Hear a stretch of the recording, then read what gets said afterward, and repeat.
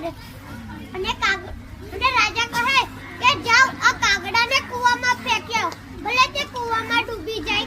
અને પછી રાજાનું માણસોને તેને કૂવામાં ફેંક્યો અને કાગડો કહે કૂવામાં તરતા શીખીએ છે ભાઈ, કૂવામાં તરતા શીખીએ છે.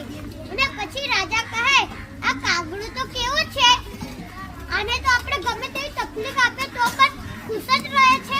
પછી તેને રાજાએ કાંટામાં ફેંક્યો અને કાગડો કહે કૂના કાન વિજાવીએ છે ભાઈ, કૂના કાન વિજાવીએ છે.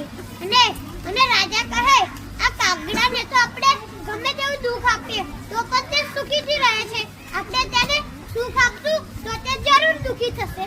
તેમ કહી પછી રાજાએ તેને આપણે આમાંની ખીર ખાવા આપી અને કાગડો તો કહે મીઠી ખીર ખાઈએ છે ભાઈ, મીઠી ખીર ખાઈએ છીએ.